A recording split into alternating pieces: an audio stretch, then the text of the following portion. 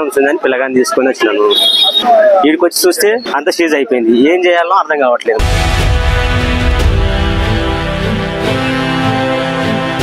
अभी आधा रूट से ये करे तो बच्चे क्या करेंगे? సంవత్సరం ఫీజు 50,000 కట్టినాను. మొత్తం 50,000 కట్టేస్తుంటే 50,000 కట్టేసినాను. 70% फीस बांध लिए. చిన్నపిల్లలు అయితే అడ్జస్ట్ కావచ్చు. ఇప్పుడు 9th, ఈ 9th ఏం చేయాలా అని అదే అర్థమైతే లేదు. ఇప్పుడు మేము కట్టని పరిస్థితిలో ఉన్నాము. అధికారులు ఏం కోరుకుంటాం అంటే మాకు హెల్ప్ చేయాలి. अभी दूसरा स्कूल में कहाँ कोई दूसरा स्कूल में कोई लाने वाला भी नहीं है. कहाँ से पैसे लाना दूसरे स्कूल में?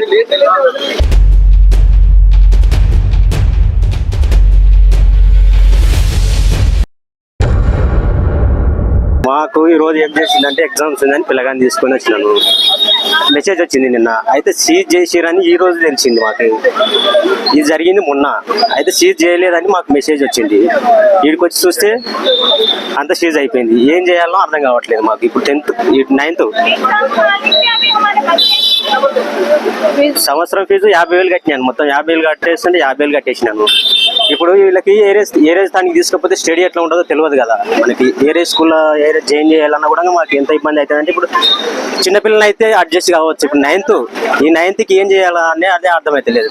ఇప్పుడు 1వ క్లాసు 2వ క్లాసులు అంటే మనం చేంజ్ చేయడానికి వస్తుంది. ఇప్పుడు 9th ఏరే దాంట్లో స్టడీ ఎట్లా ఉంటుందా అనేది నాకు ఒక భయం వేస్తుంది. ఎందుకంటే ఇప్పుడు మేము కట్టని పరిస్థితిలో ఉన్నాము. అధికారులు ఏం కోరుకుంటాం అంటే మాకు హెల్ప్ చేయాలి. హెల్ప్ చేసి చదివియాలి. ఎందుకంటే మేము ఫీజులు మొత్తం కట్టేసిన కట్టకపోయింటేనన్నా మేము వేరే దానిలో అలా ఇట్లాగో అడ్జస్ట్ అయితే మళ్ళీ ఫీజులు మొత్తం కట్టినందుకు దానికి అధికారులు కొంచెం సాయం చేస్తే బెస్ట్ అని.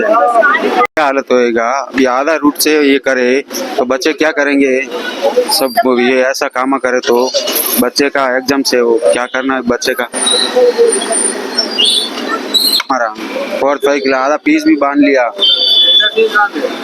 आधा 70% फीस बांध लिए. 70% फीस बांध लिए. अभी वही तो ना क्या करना. यो भी फाउंड करी होगा. दूसरा स्कूल में 4th में एक है, 5th में एक है.